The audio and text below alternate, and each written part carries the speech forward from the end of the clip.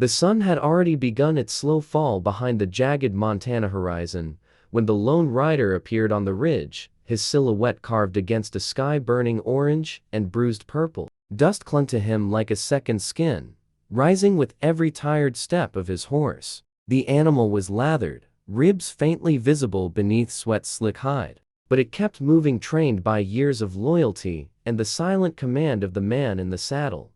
Elias Mercer had not seen home in 3 years. 3 years of cattle drives through Texas storms, gunfights that left names on wooden crosses, nights spent under open skies listening to coyotes mourn the dead. He had left the Broken Arrow Ranch a boy running from grief. He was returning now, a man who had learned how to bury it.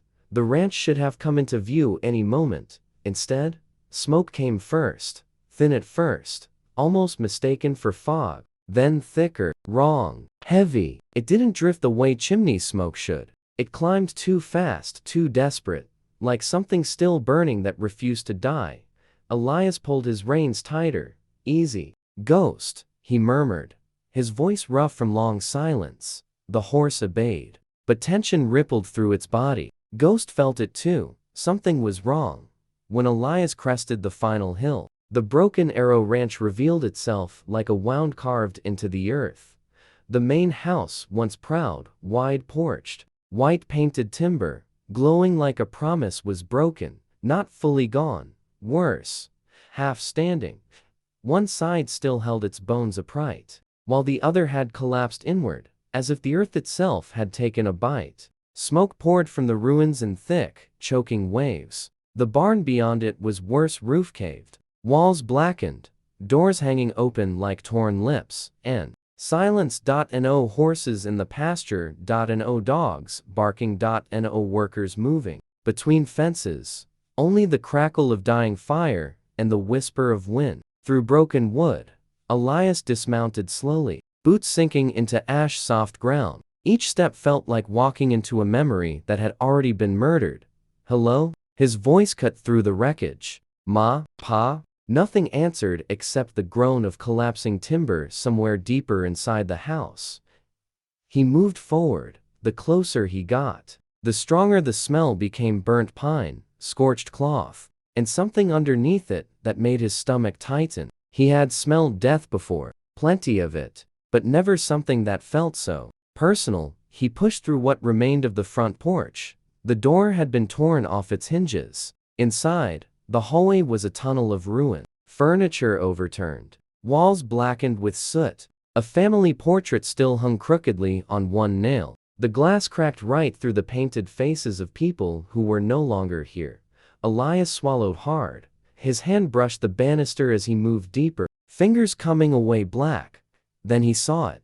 A trail, boot prints, fresh enough to still hold definition in the ash. Too many to be coincidence. Moving in and out, controlled. Not the chaos of fire, arson. His jaw tightened. Who did this? He whispered, voice barely alive. A faint sound answered him. Not the house, not the wind. Something inside the kitchen. Elias froze. Slowly, carefully, he reached for his revolver. The leather holster creaked like a warning. He stepped forward. The kitchen was worse than the hallway. The ceiling had partially collapsed, beams jutting down like broken ribs. The stove had exploded outward, scattering iron shards across the floor, and in the center a woman.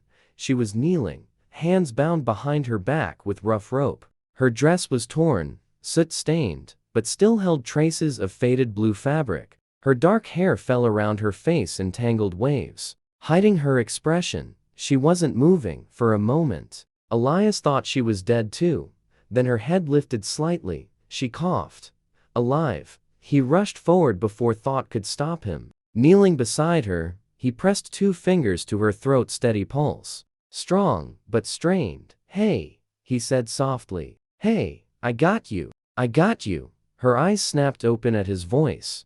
Dark brown, sharp, fearful. No, don't. She tried to pull back, but the ropes held her tight. It's all right, Elias said quickly. I'm not with them. That made her freeze. Them? She whispered. The word hit him harder than it should have. He cut the ropes from her wrists with a knife. hands steady despite the chaos around them. As soon as she was free, she rubbed her wrists, breathing unevenly. "You shouldn't be here," she said suddenly. Elias frowned. "This is my home." Her eyes widened slightly. "No," she said. "Not anymore." A low creak sounded above them. Both of them looked up. The ceiling beam shifted. Elias grabbed her arm instantly. "Move." They barely made it out before the remaining structure gave way behind them, collapsing into a roar of splintering wood and ash. Heat surged outward like a living thing. They stumbled into the open air. Coughing, Elias kept her upright as they moved away from the burning ruin. Only when they reached the edge of the yard did he finally let go. He turned toward her fully, up close. She was younger than he expected. Not fragile but worn in a way that had nothing to do with age. There was something in her face that didn't belong to fire or smoke. Something that belonged to fear that had lasted too long. "Who are you?" he asked. She hesitated, then quietly, "Mara Wren." The name meant nothing to him. "Why were you in my house?" he pressed. Her gaze dropped to the burning ranch behind them. Flames reflected in her eyes like trapped lightning. "I was left here," she said, "to die with it." Elias felt something cold settle in his chest. No one leaves a person tied up in a burning house without a reason, he said. Mara finally looked at him directly, and what he saw there made him realize this wasn't just about a fire. It was about something buried deeper, something that had been waiting for him to come home. "They weren't trying to kill you," she said softly. A pause. "They were waiting for you." The wind shifted again, carrying sparks into the darkening sky, and far off, beyond the ranch fences, a horse whinnied, followed by the distant echo of riders approaching fast. Elias reached for his revolver again. This time, he knew exactly what was coming, and it wasn't over. The dust in the distance was no longer just dust. It moved like intent. Elias stepped forward instinctively, placing himself slightly in front of Mara without even realizing he was doing it. His hand hovered near his revolver, not yet drawing, but ready. Ghost. His horse shifted uneasily behind them, hooves scraping ash and dirt. Mara wiped soot from her face with shaking fingers. "They found you fast," she whispered. "Who?" Elias asked, eyes locked on the approaching horizon.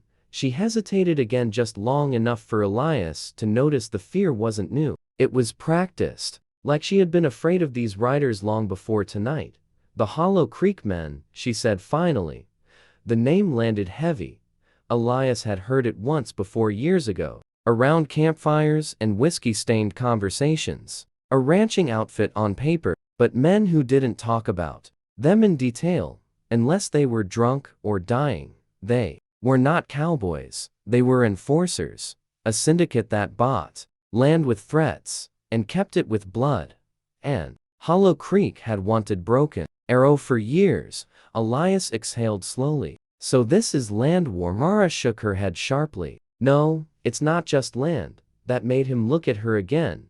Before she could explain, the riders crested the ridge, 5 of them, black coats, wide hats, horses trained for speed, not comfort. They didn't ride like ranch hands. They rode like men who expected resistance and enjoyed it. The lead rider lifted his hand. They stopped in perfect formation. Elias stepped forward just enough to be seen clearly. The lead man called out, voice carrying across the burning ranch, "Elias Mercer." Hearing his name from a stranger's mouth made something inside him tighten. "I heard you were dead," the man continued. Elias didn't answer. The man smiled faintly. "Guess rumors ride slower than we do." Elias finally spoke, voice low. "You burned my home." A small shrug. "Casual, like weather. Property disputes get messy," the rider said. "You know how it is." Elias felt Mara shift behind him. "You tied a woman inside it," Elias said. That got a reaction. A flicker of amusement. "Not just any woman," the rider corrected. "That's where your story gets interesting." Elias's jaw tightened. "Her name?" The rider tilted his head slightly. "Mara Wren." Silence followed. Even the wind seemed to hesitate. Elias glanced back at her. Mara's face had gone pale. You know her, Elias said. The rider dismounted slowly, boots hitting the dirt with deliberate calm. One of his men followed, hand resting on his rifle. Mara Wren isn't just a name, the man said as he approached. She's a key. A key to what? Elias asked. The rider stopped about 10 paces away. To the deed your father hid. The world narrowed. For a second, Elias heard nothing but the crackle of fire behind him.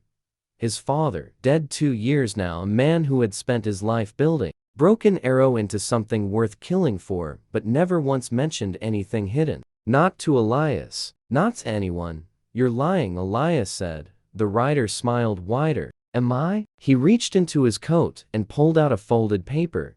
Even from a distance, Elias recognized the seal, Broken Arrow Ranch, but underneath it another mark, a second signature, one Elias had never seen before.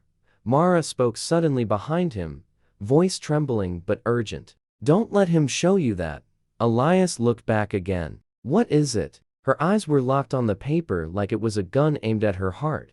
It's not just land, she said again, quieter this time. It's a map. The rider laughed softly. She knows, he said. Of course, she knows. Elias turned fully now, anger rising. What map? The rider lifted the paper slightly. Your father didn't just own Broken Arrow. He owned what's beneath it. Mara stepped forward before Elias could stop her. Enough, she said sharply. You don't need him. The rider's eyes shifted to her with slow amusement. On the contrary, we do. He looked back at Elias. Because only the Mercer bloodline can access it. Elias felt something cold crawl through him. That's nonsense, he said, but even as he said it, he remembered things. Strange men visiting the ranch years ago. His father locking doors he never used to lock. Whispered arguments behind closed office doors that stopped when Elias entered. Things he had dismissed as adult trouble. The rider raised his voice slightly. We're taking her. 2 men began moving forward. Elias drew his revolver in one clean motion.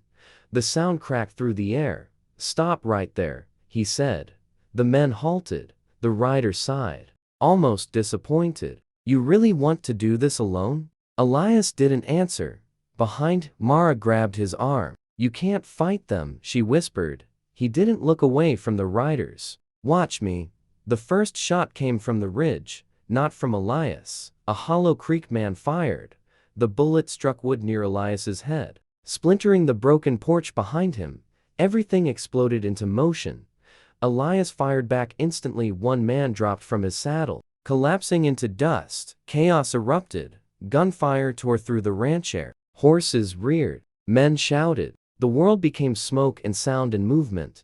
Mara ducked as Elias pulled her behind a half-collapsed wall. Stay low, he shouted. You don't understand. She yelled back over the gunfire. They won't stop. Neither will I, he snapped. Another rider charged. Elias stepped out. Fired once, missed.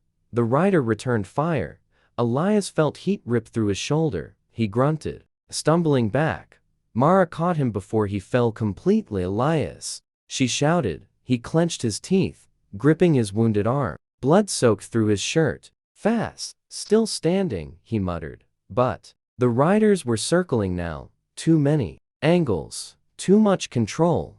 They weren't here to win. Quickly, they were here to break him and take. Mara looked at him. Then, something shifting in her expression. Fear was still there, but beneath it, something else surfaced. Resolve? I can end this, she said suddenly. Elias frowned through pain. What? They don't want me dead, she said. They want me willing. That doesn't help me, he snapped. It does, she said, grabbing his hand. If I go with them, no. He cut her off immediately. She tightened her grip. Listen to me. The gunfire paused briefly as riders repositioned. Mara leaned closer, voice urgent. There's a vault beneath the ranch. Your father built it. The deed, the map, everything they want is inside. But it only opens with Mercer blood. Elias stared at her. So they need me too. Yes, she said. A pause. Then softer. That's why they didn't kill you in the fire. Elias felt the weight of it settle fully now. This wasn't just attack. It was capture, a slow, deliberate trap. and he had walked straight into it. The rider's voice echoed again from the dust. "Last chance, Mercer." Elias looked at Mara, then at the burning remains of his home, then at the men circling like vultures. He made his decision. "Ghost!" he shouted. His horse bolted from behind cover instantly, responding to command through chaos. Elias grabbed Mara's arm. "We're not staying," he said. She blinked. "Where are we going?" Elias mounted in one swift motion, pulling her up behind him. Despite his injured shoulder, he turned the horse sharply toward the open range, somewhere they can't predict. A final shot rang out as they broke through the outer fence, but they were already gone riding into the darkening wilderness, smoke trailing behind them like a warning. And far behind them, the rider watched them disappear. He didn't chase immediately. Instead, he picked up the dropped paper again and smiled. "Good," he murmured. "Run." Because now, the real hunt had begun. The night swallowed them whole. Once the ranch fires disappeared behind the rolling hills, the world turned into something colder, vast plains stretching endlessly under a sky packed with indifferent stars. The wind cut across the grass like a blade, carrying the smell of smoke that still clung to their clothes. Ghost slowed to a steady, exhausted trot only after Elias finally allowed it. Elias himself was fading. The bullet wound in his shoulder burned like a live coal buried under skin. Every movement sent sharp lightning down his arm. Still, he didn't stop. Couldn't stop. Not with Mara behind him. Not with those riders somewhere in the dark, hunting them like prey. Mara held onto him tightly, her arms wrapped around his waist, her face pressed briefly against his back whenever the horse jolted. Neither of them spoke for a long while. Only the rhythm of hooves. Only the wind. Finally, when the ranch was far enough that even its smoke was gone, Elias pulled Ghost off the trail and into a shallow grove of twisted cottonwoods. The horse huffed in exhaustion and stopped willingly, as if grateful for permission. Elias slid down first, nearly stumbling. Mara followed quickly, catching his good arm before he hit the ground. "You're bleeding worse," she said immediately. "I've had worse," Elias muttered, though the sweat on his face betrayed him. "That's not comforting," she snapped back. It surprised him slightly, the sharpness in her voice. Not fear now, not silence, something closer to frustration. Alive, she tore a strip of cloth from her underskirt without hesitation and pressed it against his wound. Elias hissed through clenched teeth. "Easy," she said. "Softer now. Don't act like it doesn't hurt." "I don't like being handled," he replied. "Then stop getting shot," she said flatly. Despite everything, blood, smoke, death chasing them across the plains, a faint breath of laughter escaped him. It hurt. He stopped immediately. Mara noticed anyway. "You're bleeding and still trying to be difficult," she said. "That's my best condition," Elias replied. For a moment, something almost human passed between them. Not trust, not yet, but something less guarded than before. Then the wind shifted. Elias stiffened instantly.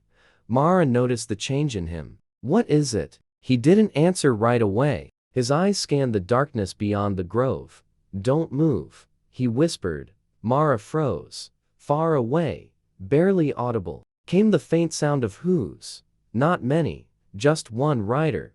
Elias slowly reached for his revolver. Mara whispered, "They found us already?" "No," he said quietly. "That's not them." The rider emerged from the dark moments later.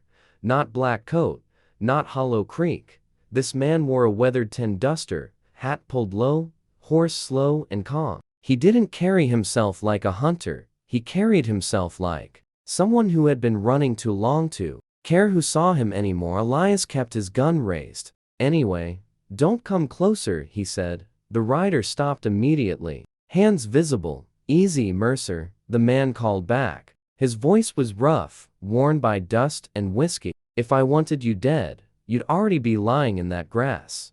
Mara leaned closer to Elias. "Do you know him?" Elias narrowed his eyes, then recognition hit slowly. "Cal Rhodes," Elias said. The rider gave a tired nod. "Took you long enough." Mara looked between them.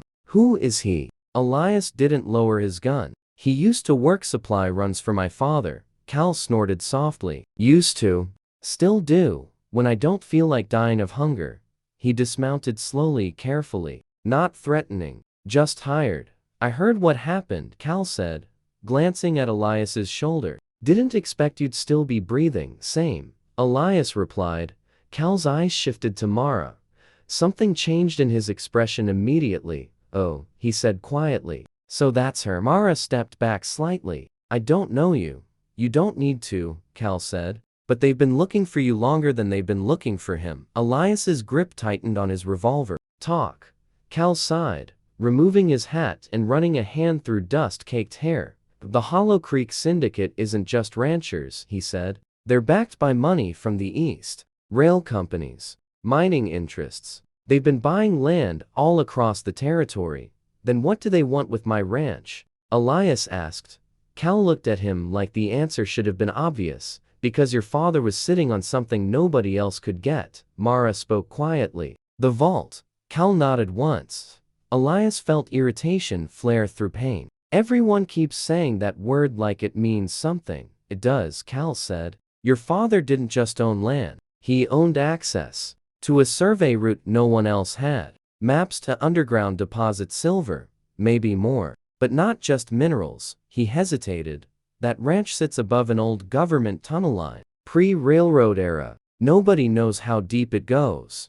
Mara's face went pale again. Elias noticed. You've been down there. She didn't answer immediately. That was answer enough. Cal continued. Mara Wren wasn't just left behind, Mercer. She was placed there. Elias snapped his gaze to her. Is that true? Mara's voice was quiet. Not like that. Then explain it, he said sharply. She swallowed. I was brought there before the fire, she said. They told me I was there to keep the vault sealed. Cal let out a short laugh without humor. That's one way to put it. Elias looked between them, anger and confusion fighting in his eyes. So what are you? A prisoner? A key? A spy? Mara flinched slightly at the last word. I don't know anymore, she admitted. Silence stretched between them. Only wind and distant night animals filled the space. Finally, Cal spoke again. They're moving fast. If Hollow Creek takes her alive again, they won't need you anymore. They'll force the vault open some other way. Elias frowned. You said only Mercer blood opens it. Cal shook his head. That's what your father believed. But belief and truth don't always ride together. Mara stepped closer to Elias suddenly. They lied about the rules, she said softly. There's more than one way in. I just don't know what it is yet. Elias studied her face. Not deception. Something more dangerous. Uncertainty. He exhaled slowly through pain. So what now? He asked. Cal looked toward the dark horizon. Now, he said. You stop running in a straight line. Pause. Because they're not chasing you like men anymore. Mara frowned. What does that mean? Cal's voice dropped lower. It means they've brought someone who knows the land better than any of us. Elias felt a cold shift in the air before he even heard it. A sound. Not hooves. Not wind. A whistle. Soft. Carried across the plains like a signal. Only the night understood. Cal's face changed instantly. No, he whispered. Elias tightened his grip. What? Cal slowly reached for his rifle. That's not Hollow Creek. Mara's voice trembled slightly. Then what is it? Cal answered without looking at her. That's someone your father buried in his past. A second whistle answered the first. Closer now. Elias felt it in his bones before he saw anything. Something was moving in the dark, and it wasn't hunting them like riders.it was. Surrounding them like a net. Cal raised his rifle. Mercer, he said quietly. Whatever your father built under that ranch. A pause. It woke something else up. And in the darkness beyond the grove, something finally stepped forward. Not a man on a horse, but a shadow walking on foot, slow, deliberate, patient, like it had been waiting years just to be here. Elias lifted his gun. Mara grabbed his arm, and the night held its breath. The shadow stopped just beyond the edge of the grove, where the cottonwoods broke the moonlight into thin, fractured ribbons. For a long moment, nobody moved. Not Elias, not Mara, even Cal, whose rifle was now raised so tightly his knuckles had gone pale beneath the dust. The thing standing there didn't step forward like a man arriving. It stood like something that already belonged to the place and had simply been waiting for permission to be seen. Then it spoke. Elias Mercer. The voice was low, not loud, not threatening. Worse than that, familiar. Elias felt something in his chest tightening, not from fear, but from memory trying to claw its way out of a locked door. I've heard that voice, Elias muttered. Cal whispered without taking his eyes off the shadow. No, you haven't. Not in years. The figure finally moved. One step forward. Then another. Moonlight caught the edge of a face, and Elias froze. It was impossible. His grip on the revolver loosened for half a second before he forced it tight again. Pa? Elias said. Mara turned sharply toward him. Even Cal blinked in shock. The man standing in the light looked like Elias's father, or what should have been his father.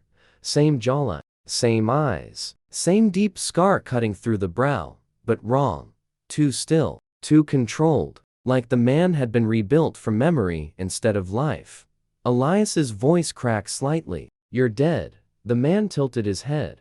I was, he said calmly. Mara stepped back instinctively. That's not possible, Cal muttered, almost to himself. Oh hell. Elias took one step forward, gun shaking slightly now, not from weakness, but from something far more dangerous.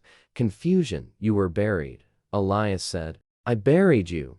The man's expression didn't change. I was replaced, he corrected. The wind passed through the grove again, but now, it felt wrong. Too quiet between gusts, like the world was listening. Elias's voice dropped. What are you talking about? The man looked past him. At Mara, and something in his expression sharpened for the first time. There she is, he said softly. Mara went rigid. Elias snapped his head toward her. You know him? I don't, she said quickly, but the hesitation was there, and Elias saw it. The man stepped forward another pace. Cal raised his rifle fully now. One more step, and I drop you. The man didn't even glance at him. I'm not here for you, Rhodes, he said. Then back to Elias. I'm here because you finally came home. Elias swallowed hard. You're not my father. A pause. Then the man smiled faintly. No, he admitted. Not anymore. That sentence hit harder than any gunshot.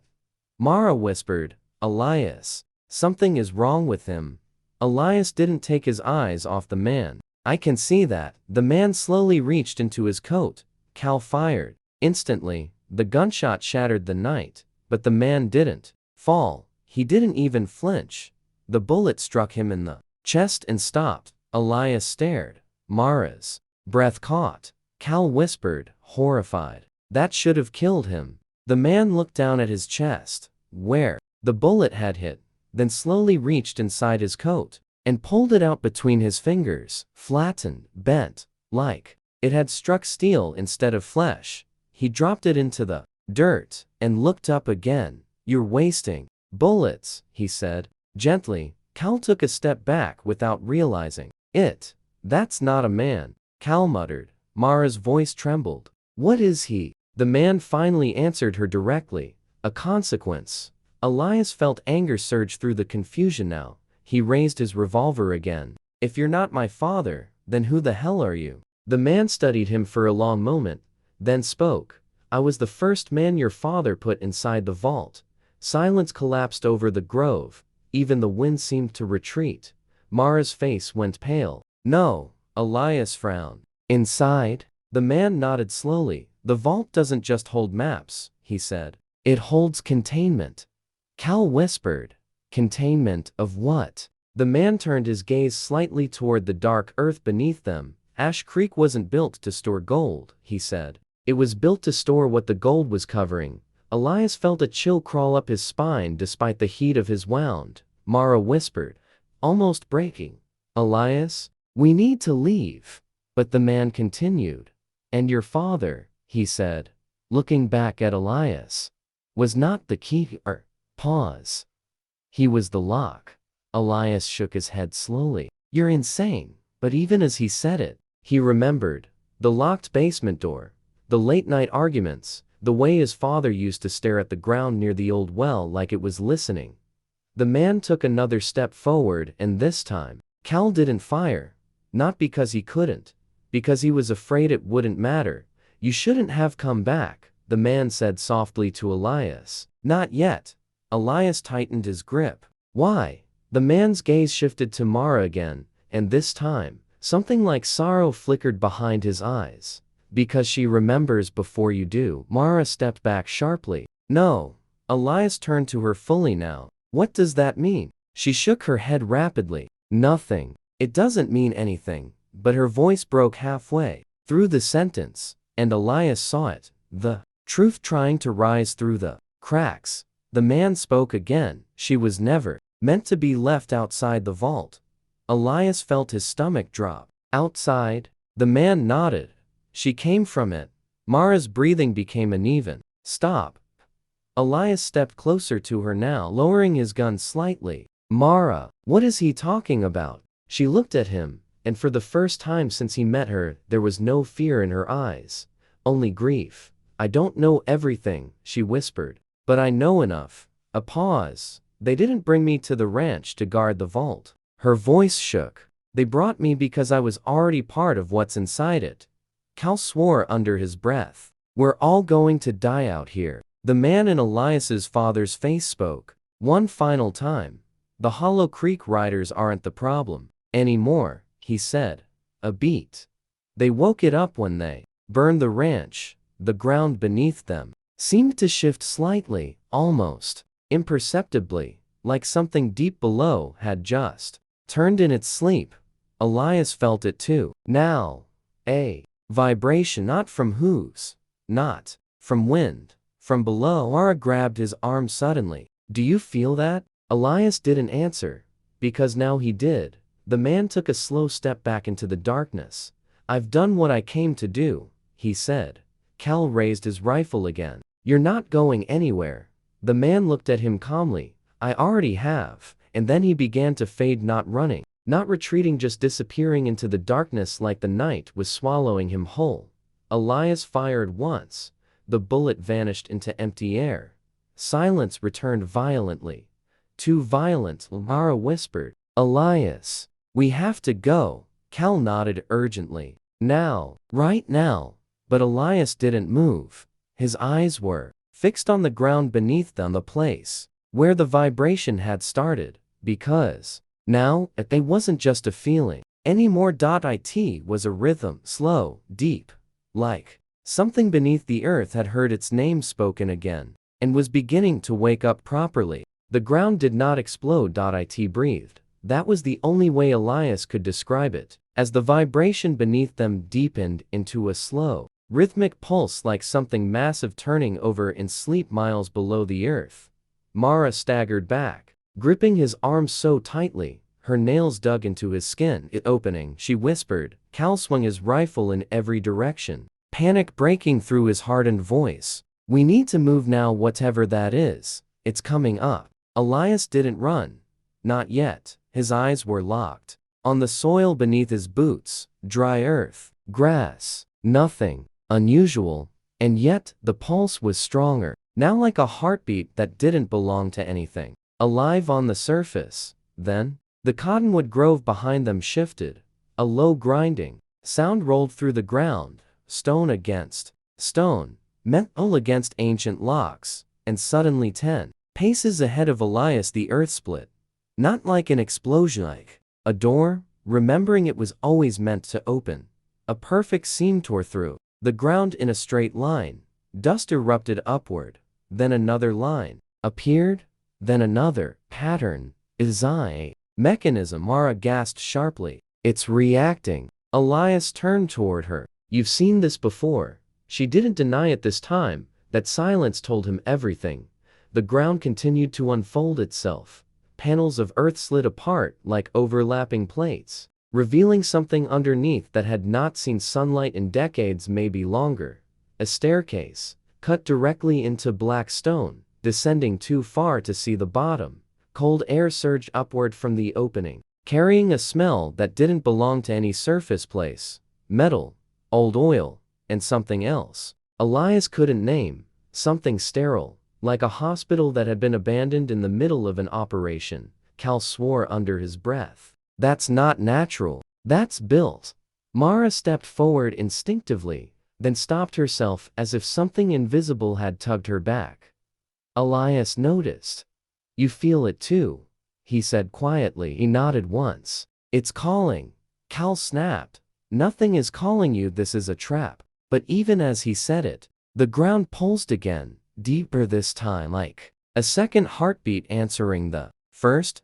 Elias looked at the staircase, then at Mara, then at the dark horizon behind them, where Hollow Creek riders would eventually return. We don't have a choice, Elias said. Cal laughed once, sharp and humorless. We always have a choice. Walking into a hole in the earth is just the stupid one. Elias didn't look away. They'll find us above ground. Mara spoke softly, almost like she wasn't sure the words were hers.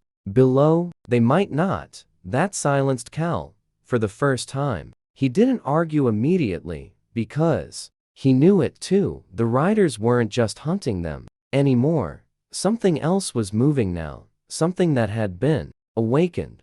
Elias tightened his grip on his revolver. Ghost stays, he said, glancing back at his horse. The animal was uneasy, circling, refusing to approach the opening, smart enough to know the truth. Elias stepped toward the stairs. Mara followed immediately. Cal hesitated, then spat into the dirt. If I die down there, I'm haunting both of you, and followed them in. The moment Elias stepped onto the stone stairs, the world above them changed. The wind vanished, sound collapsed. Even the faint crackle of distant fire disappeared, as if the surface had been cut away entirely. Only their footsteps remained, slow, careful, echoing downward into a darkness that seemed too structured to be natural. Walls of carved stone lined the passageway, not rough mining tunnels, not natural caves. Precision work. Every few feet, metal plates were embedded into the walls, rusted but intact. Symbols etched into them, repeated in intervals. Not ranch markings, not military. Something older, something Elias didn't recognize, but something that made Mara visibly tense. Each time they passed one, you understand this, Elias said quietly. Mara shook her head quickly. Not fully. That's not an answer, Cal muttered behind them. Mara swallowed. I recognize pieces.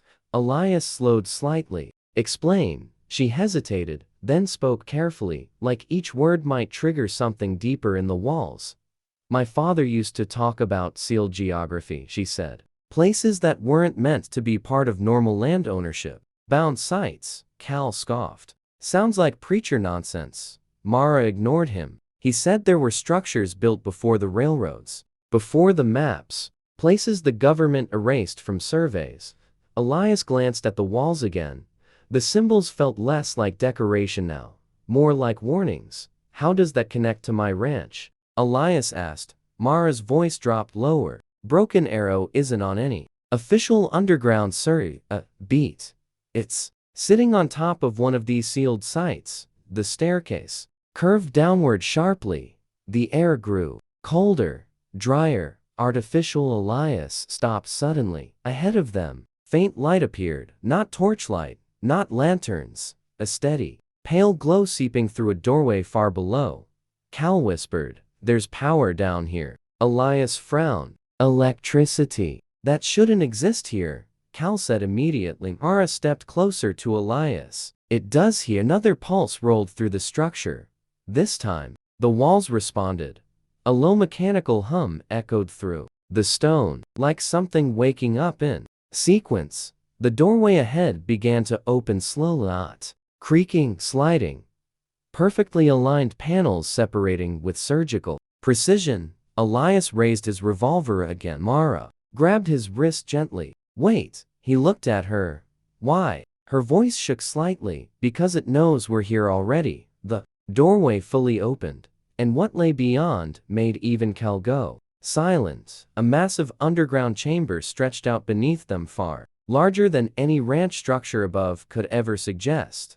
Metal frameworks lined the walls, glass cylinders, long dormant machinery coated in dust, but still intact, and at the center of it all a vault. Door, wing, iron, something layered, thick, engineered, and embedded into it a symbol Elias recognized instantly, carved into the family seal of Broken Arrow Ranch. His father's mark, Cal whispered, "Sweet hell." Mara stepped forward slowly, almost involuntarily. Elias noticed immediately. Mara don't. But she didn't stop. Her breathing changed, faster, shallow, like she was approaching something she had once known in a dream. But in here, she whispered. Elias turned sharply. What? She shook her head. Not like this. Not awake. Cal raised his rifle again. I'm officially voting we leave. But Mara was already walking toward the vault. Elias followed instantly. Mara, stop, he said firmly. She didn't respond. The closer she got, the more the chamber seemed to react. Lights flickered on along the walls one by one, illuminating machinery that had been dormant for years. The vault itself emitted a faint live waiting. Mara reached the massive door and placed her hand against it. The moment she touched it, she gasped and collapsed to her knees. Elias caught her before she hit the ground. Mara, he shouted. Her eyes were open but unfocused, and when she spoke, her voice was not entirely her own. I remember now. Elias froze. Remember what? Her gaze lifted slowly to the vault, and when she spoke again, it sent a chill through every inch of the chamber. I wasn't brought here. A pause. I was brought back. The vault door gave a single, heavy click. As if recognizing her, and somewhere deep inside the machinery beneath the earth, something else began to move. The vault did not open like a door. It unsealed itself like a wound finally given permission to bleed.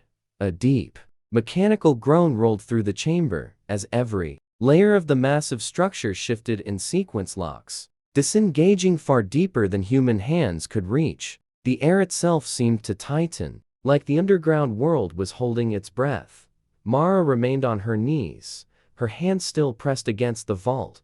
Her eyes were open, but no longer fully hers. Elias crouched beside her, gripping her shoulders. Mara, look at me. She didn't respond. Instead, her lips moved slowly. Broken Arrow protocol recognized. Cal stepped back sharply. Protocol? What kind of ranch has protocols like that? The vault answered him. A strip of pale light ignited along its surface. Then another, then dozens more. The chamber was no longer dark. It was awake. Mara's voice came again, different now, layered, like two tones speaking through one throat. Identity confirmation incomplete. Elias felt his stomach drop. Mara, stop, what is this? She finally looked at him, but the warmth in her eyes was gone. I am not Mara Wren, she said softly. Silence crushed the chamber. Even Cal stopped breathing. Elias shook his head immediately. No, I saw you. I pulled you out of that fire. You were tied up. Her hand slowly lifted and touched his wrist. Cold. Not human cold. Controlled cold.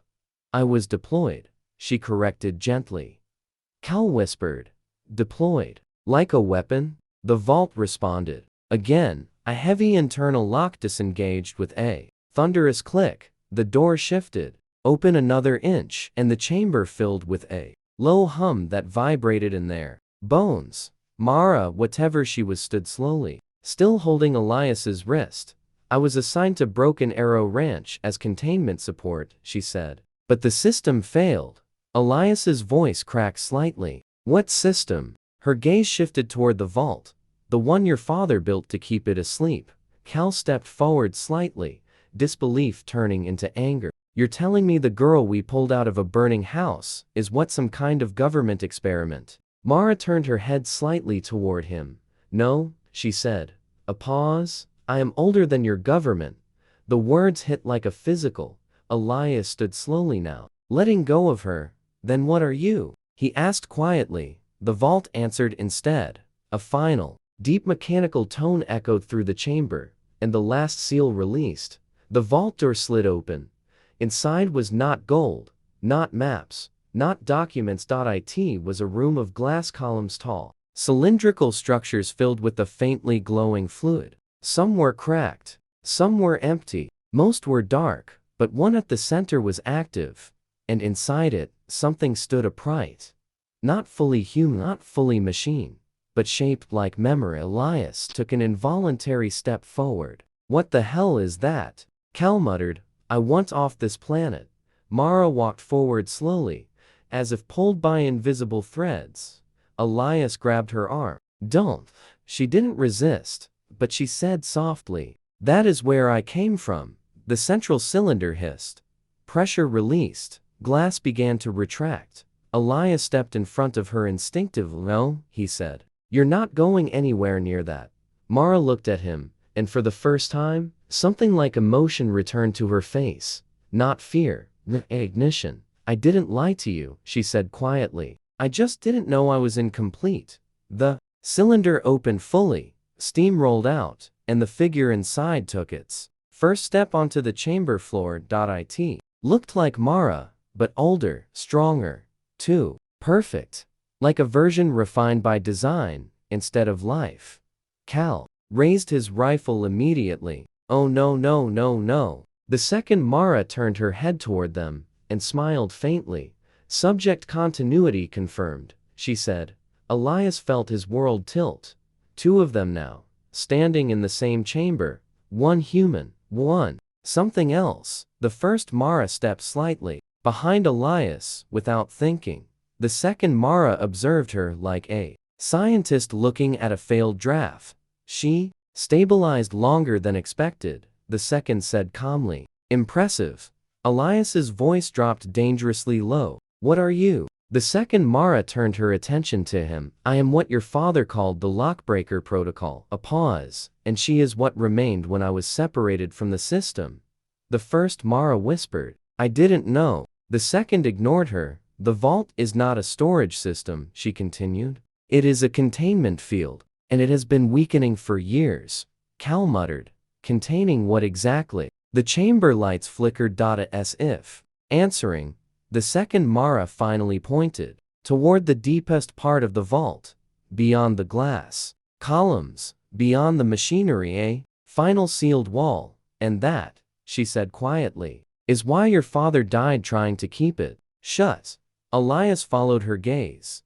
The wall was moved, not opening, breathing. Something massive pressed against it from the other side. Slow, patient, aware.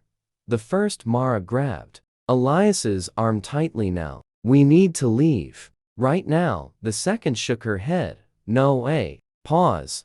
Leaving is no longer an option." The wall cracked, just slightly, and from the other side something answered. A sound like distant metal screaming under pressure. Elias raised his revolver. Cal stepped back. And, for the first time in his life, Elias Mercer understood something simple and terrifying. His father hadn't built a ranch. He had built a lock, and locks were never meant to hold forever. The crack in the far wall widened like a slow, deliberate smile. Stone didn't just break, it unraveled, as if whatever lay behind it was patient enough to peel the world apart. 1 inch at a time, the chamber trembled, not violently, rhythmically, like a heartbeat returning after a long absence. Elias stood between the two. Mara's now one gripping his arm with desperate human fear, the other watching the wall with calm, manufactured certainty. Cal had backed all the way to a pillar, rifle raised but useless in his shaking hands. "I've seen bank robberies, hangings, stampedes," Cal muttered. "But I swear to God, I was not built for whatever this is." The second Mara spoke without looking at him. "You were not built for it, correct?" The first Mara tightened her grip on Elias. "Don't listen to her." Elias didn't move. His eyes stayed locked on the wall. Because now, the sound was changing. It was no longer just pressure. It was voice-like. A deep resonance, rising through the stone like something learning how to speak again. Elias swallowed hard. "What is on the other side?" "Neither," Mara answered immediately. The second one finally did. The original occupant. Cal laughed nervously. Occupant of what? This ain't a house. The second Mara turned her head slightly. This is a containment vault, she said. You are standing inside its control heart. Another crack spread across the wall. Dust rained down in slow motion. Elias felt the air grow heavier, like the chamber itself was compressing inward. The first Mara whispered, almost broken now. And feel it. Elias looked at her. Feel what? Her eyes were wet. Like something is remembering me. That was when the wall finally gave up pretending, with a sound like the earth being torn open from the inside. The entire sealed structure ruptured. Stone exploded inward, not outward. A reversal of nature, violation of physics, a pressure so immense it inverted reality at the seam. Elias grabbed both Maras and pulled them down. Behind a metal console, just as a shockwave ripped through the chamber, Cal hit the ground hard, swearing. Dust filled the air, like a storm, and then silence. Absolute, too. Absolute. Elias slowly lifted his head. The wall was gone. What stood beyond? It was not a tunnel, not a cave, not even a room. It was an enormous hollow space that stretched beyond sight, lit by a faint, unnatural glow embedded in the stone itself, and at its center something stood upright, not imprisoned anymore, not sealed, just waiting. It was not fully visible. Its shape shifted depending on where Elias looked, sometimes humanoid, sometimes too large, sometimes like a silhouette made of missing space. Rather than matter, the air around it shimmered, like heat above a desert road but colder. The first Mara whispered, that's it. Elias turned sharply. That's what? Her voice trembled. The thing your father built everything to hold back. The second Mara stepped forward into view again, calm as ever. Correction, she said. He didn't build it. A pause. He negotiated with it. Cal shouted from behind a console. Negotiate with what? The entity in the distance shifted slightly, and the entire chamber lights flickered in response, like it had acknowledged being spoken about. The second Mara continued. Long before the ranch, before settlement lines, before recorded territory, she said, it arrived beneath this land. Elias's voice was low. Arrived from where? The second Mara looked at him. Not from where. A pause. From when? The words didn't make sense, but something about them made Elias's skin crawl anyway. The first Mara stepped closer to him again, almost pleading. Elias, it's using me. I can feel it pulling me back into the system. Elias really looked, and for the first time, he saw it. Not just fear, but separation, like something inside her was being pulled in two directions at once. The second Mara spoke again. She is not stable outside containment fields, she said. She was never designed to remain independent. Elias tightened his jaw. Stop talking about her like she's a tool. The second Mara tilted her head slightly. I am not assigning value, she said simply. I am describing function.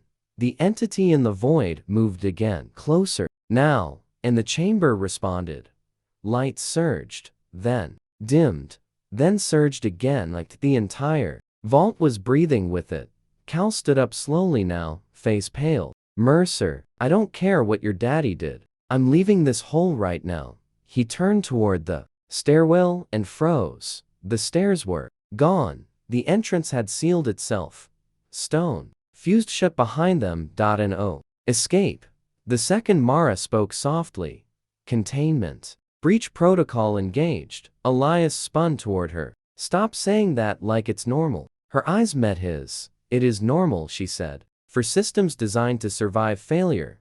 The first Mara grabbed Elias's shirt, now desperate. You have to choose. Elias frowned. Choose what? Her voice cracked. Me, or the seal. The chamber trembled again. The entity moved closer. And now Elias could feel it, not just see it. A pressure in his mind. Like something vast, pressing gently against thought itself. The second Mara spoke. Calmly. A containment collapses fully. This region will cease to function as stable matter space. Cal snapped. Translate that to English. She answered without hesitation. Everything dies. Silence. The first Mara whispered, but I'm part of it. I can stabilize it if I go back in. Elias turned to her sharply. No, she stepped closer, tears finally breaking through. Elias, I don't know how long I'll stay myself anyway. If I'm what keeps it locked, then I have to go.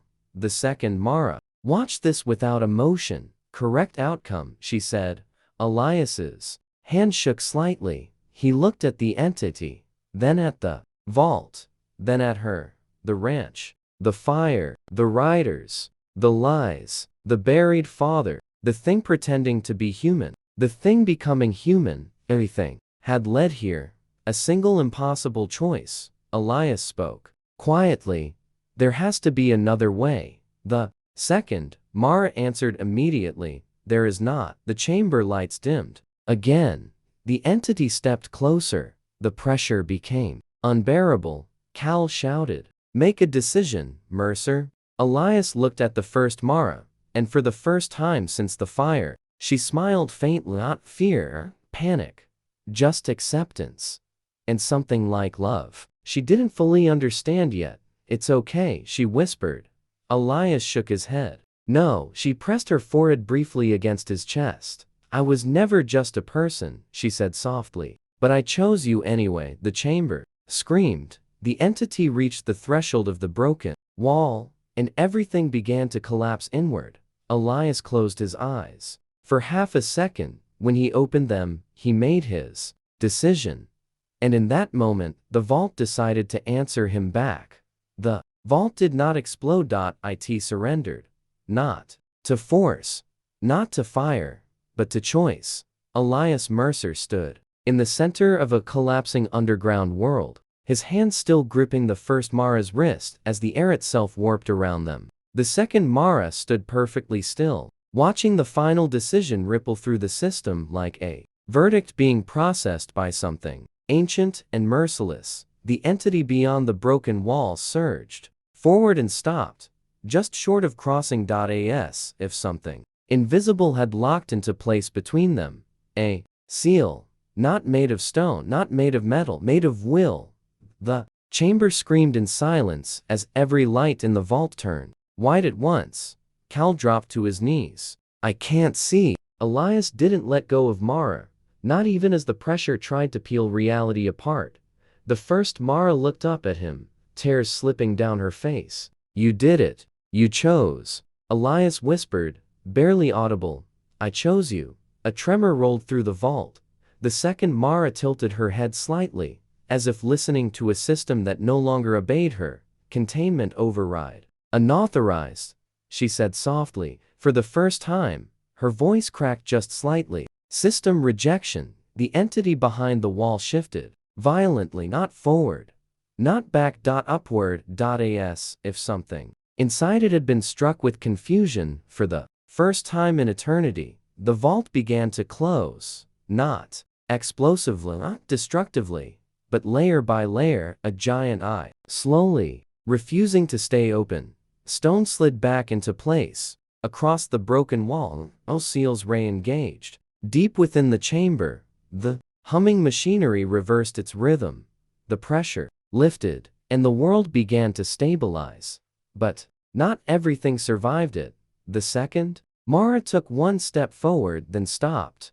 Her form flickered, like a lantern running out of oil. She looked at Elias, and for the first time, there was something almost human in her expression.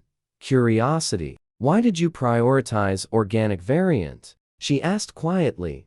Elias didn't understand at first. Then he did. He looked at her, then at the first Mara in his arms, and realized what she was asking. Why choose the broken version of the system over the perfect one? Elias swallowed hard. Because she's real. The second Mara processed that. Slowly. Then, softly, I was also real. And for a moment, it looked like she might reach out, but she didn't. The vault sealed the final layer. A deep metallic tone echoed through the chamber like a door, locking on the universe itself. And the second Mara vanished. Not violently, not painfully, just Deleted from the world that no longer required her function. Silence fell, then dust, then breath.